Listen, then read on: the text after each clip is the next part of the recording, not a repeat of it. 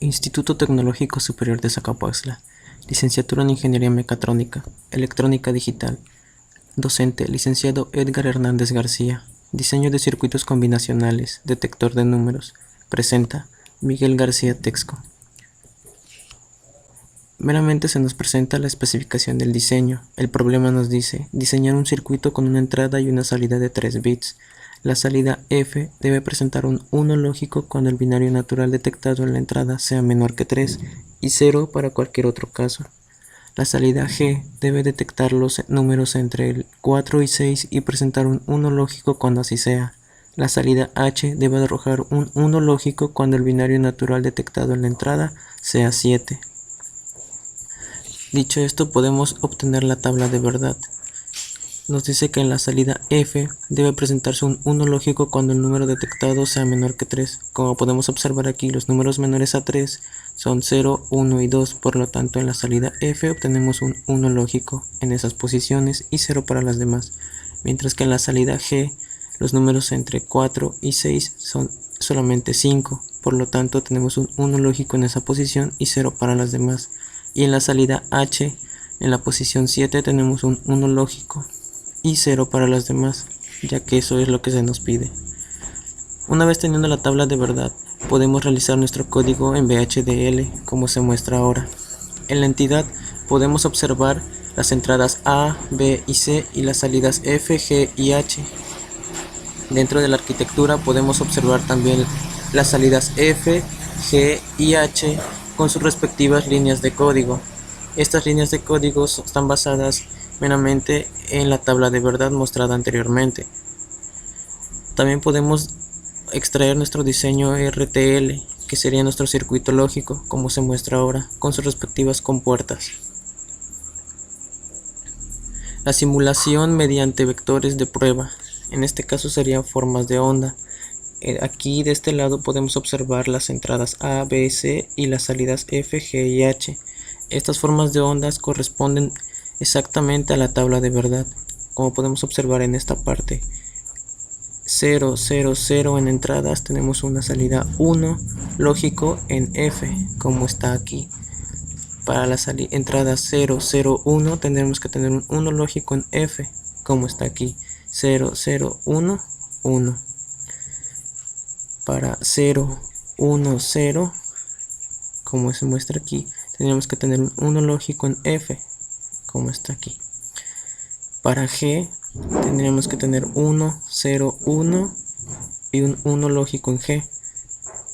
Y para H tendríamos que tener un 1 lógico cuando todas las entradas sean 1, como está aquí. 1, 1, 1 en entradas sería 1 lógico en la salida H. La implementación física del diseño. Para la implementación física en el diseño, nosotros utilizamos un FPGA Cyclone 2, un USB Blaster con su respectivo adaptador USB, una fuente de alimentación de 5 volts a 1 ampere, 6 diodos LEDs de diferentes colores, 6 resistencias de 100 ohms, 3 resistencias de 220 ohms, 3 push button, cables macho-hembra Dupont, una protoboard. En la simulación en físico. Una vez descargado nuestro programa a nuestro FPGA, se procede a demostrarlo mediante el siguiente circuito. Se nos piden una serie de tareas. Una de ellas dice que tenemos que tener 3 entradas A, B y C y 3 salidas como las que tenemos de este lado, que corresponden a F, G y H. Otra de las tareas que se nos pide dice que la salida F, que es la del diodo de LED encendido, nos tiene que presentar un 1 lógico cuando el binario natural detectado a la entrada sea menor que 3 y 0 para las demás. Otra tarea que se nos pide es que la salida G, que es la que está aquí en medio, nos detecte números entre 4 y 6, en este caso sería 5. Y la última de las tareas se nos dice que la salida H, que es la última que está de este lado, nos detecte específicamente al número 7. Cuando este sea detectado nos tiene que arrojar un 1 lógico en la salida H. Siguiendo nuestra tabla de verdad, Cuando tenemos 0, 0, 0, nos arroja un 1 lógico en la salida F, como lo estamos viendo. Cuando tenemos 0, 0, 1, nos tiene que arrojar un 1 lógico en la salida F, como ahora. Cuando tenemos 0, 1, 0, nos tiene que arrojar un 1 lógico en la salida F, ya que es el número detectado ahí en la entrada es menor que 3. Cuando tenemos 0, 1, 1 correspondiente al número 3, la salida F nos debe de arrojar un 0 lógico, al igual que las otras salidas.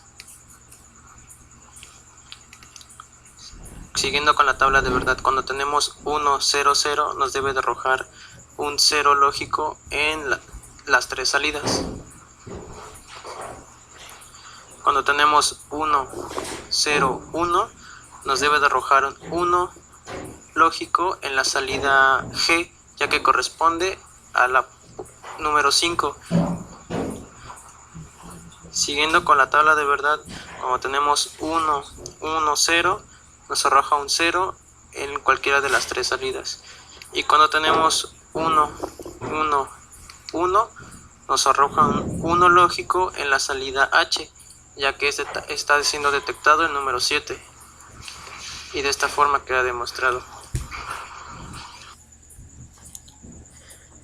Dentro de los elementos de consulta, nosotros acudimos a 3 artículos encontrados en internet, ya que fueron de gran ayuda para realizar nuestra simulación en un circuito utilizando un FPGA.